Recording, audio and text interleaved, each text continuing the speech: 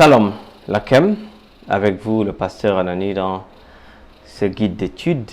Nous allons discuter pendant une dizaine de minutes comment développer une attitude de gain d'âme. Que le Seigneur vous bénisse. Alors, comment développer une attitude de gain d'âme?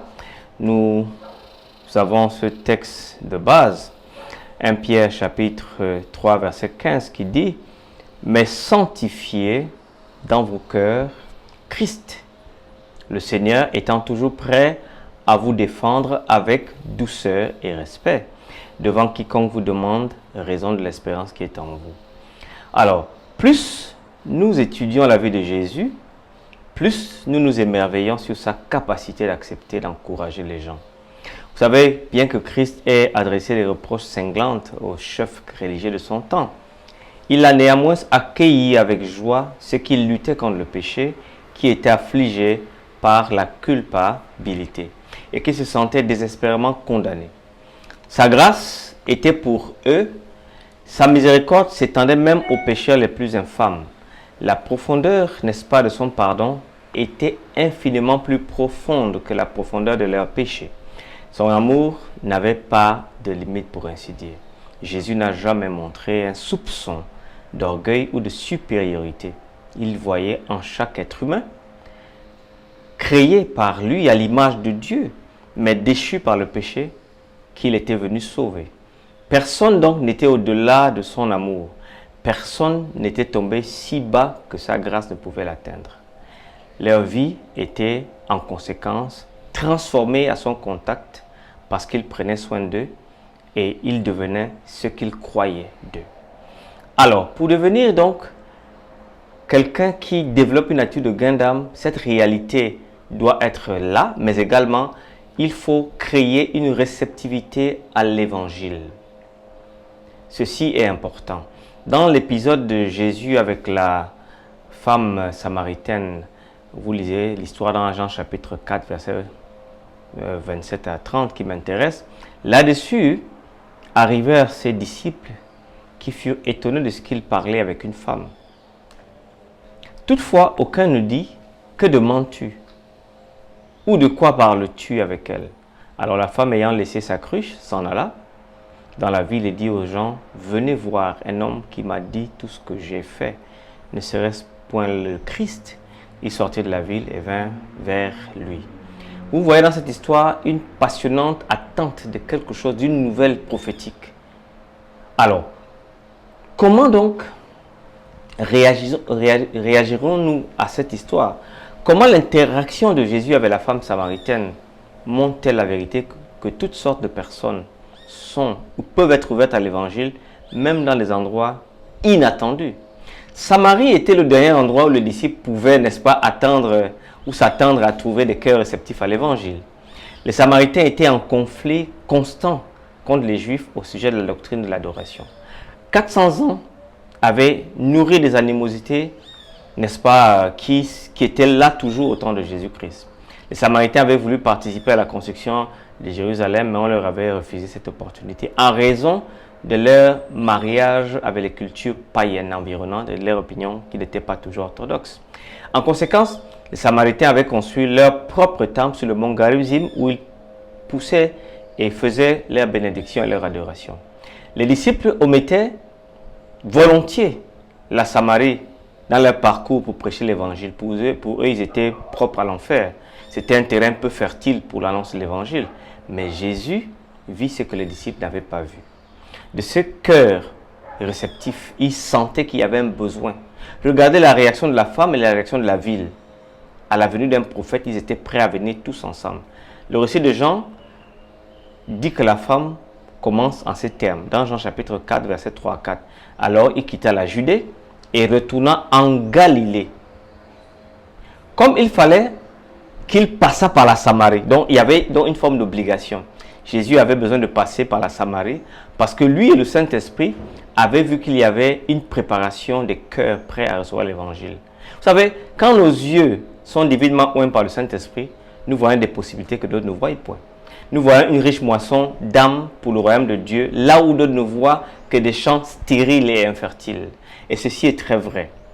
Il y a encore une autre histoire qui dépeint cette attitude dans Actes chapitre 8, verset 4, au chapitre 5, verset 14. Nous voyons les fruits que la rencontre avec Jésus a occasionné dans les années qui suivirent.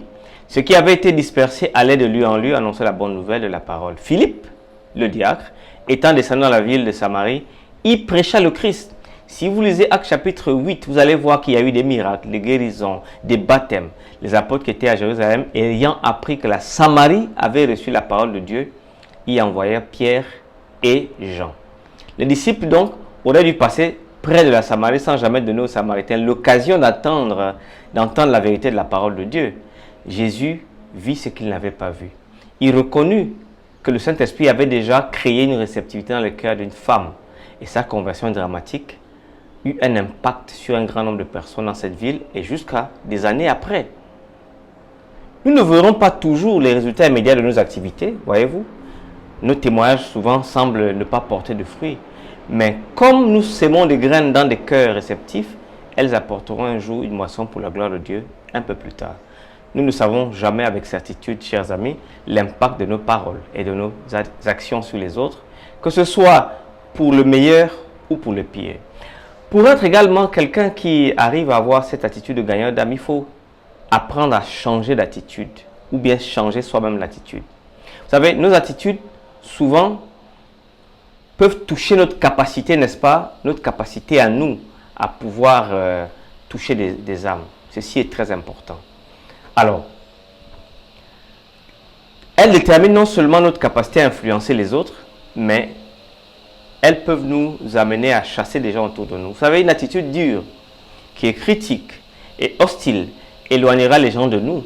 Et même si nous sommes capables de témoigner avec une grande puissance que nos paroles sont aussi véridiques que possible, mais elles auront beaucoup moins de chances d'être acceptées des autres.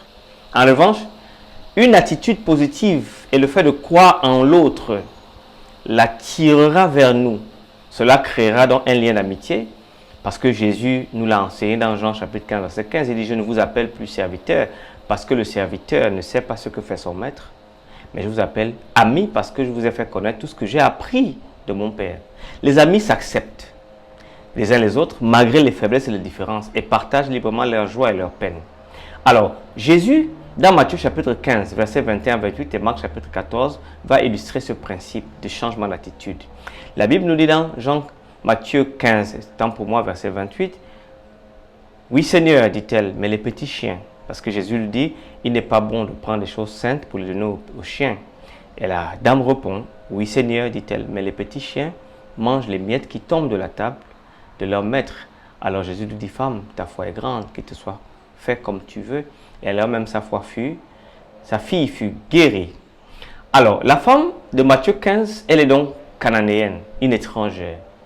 Jésus refuse donc d'abord intentionnellement sa demande dans un premier temps pour que, à mesure qu'elle persiste, sa foi grandisse.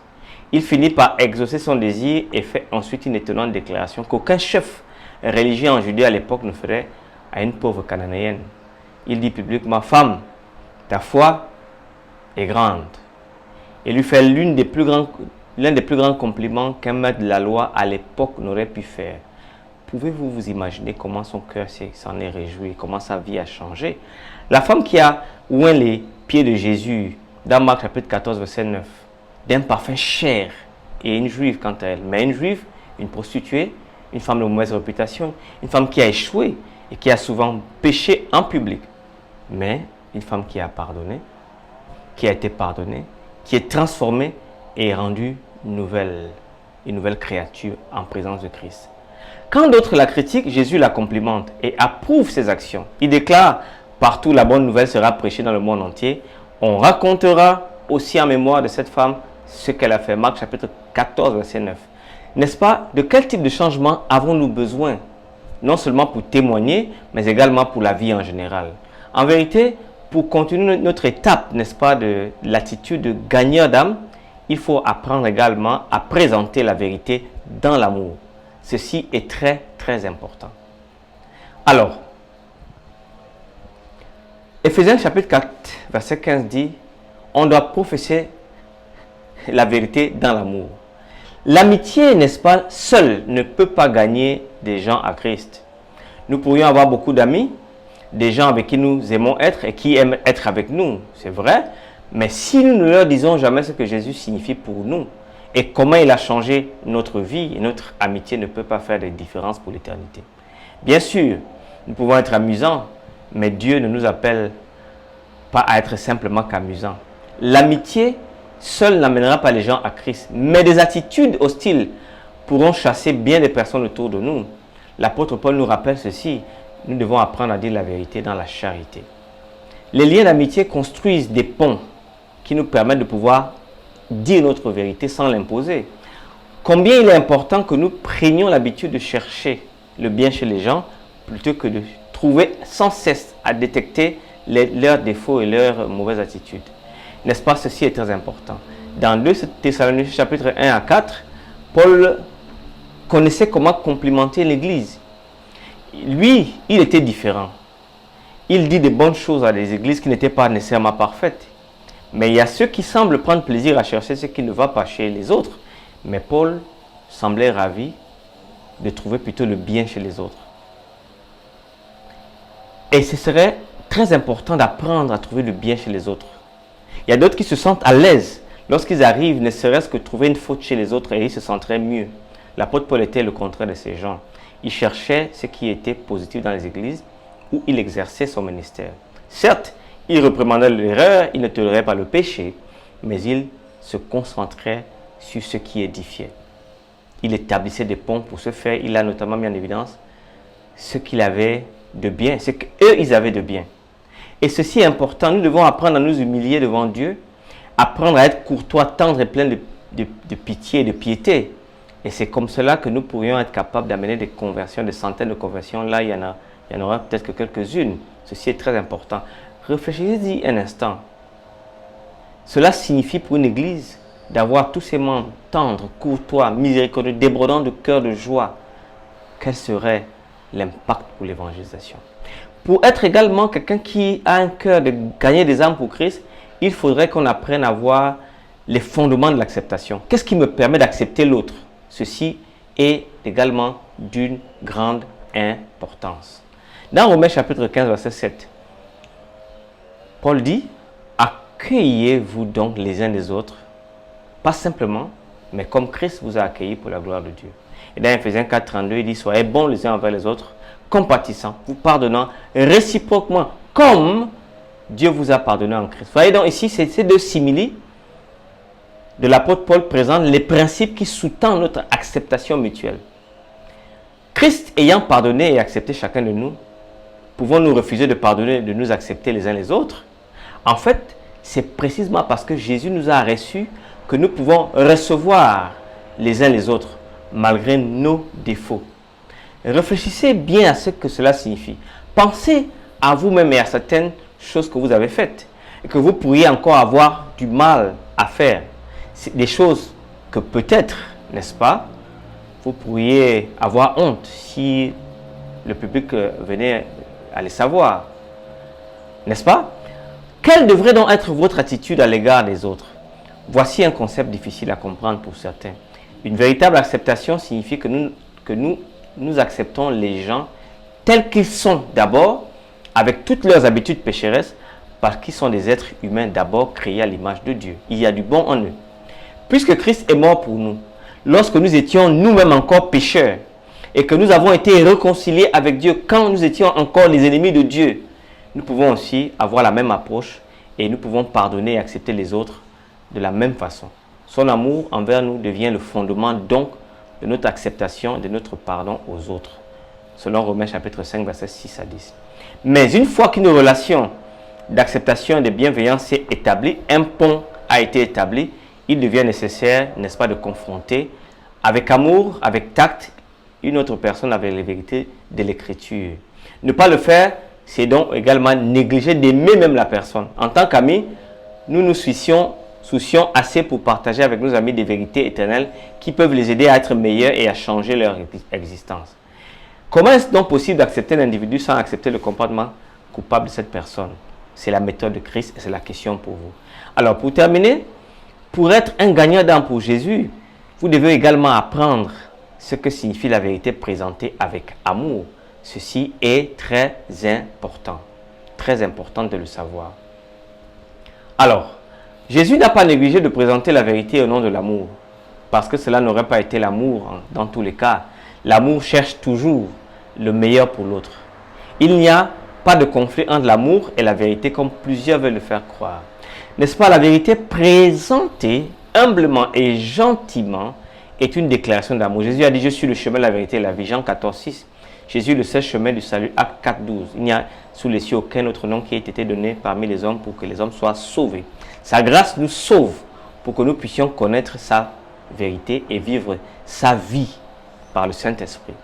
La vérité sans amour, n'est-ce pas, est une chose étrange qui conduit à un légalisme écrasant et qui étrangle la vie spirituelle. C'est ce qu'on appelle l'amour, n'est-ce pas, sans la vérité.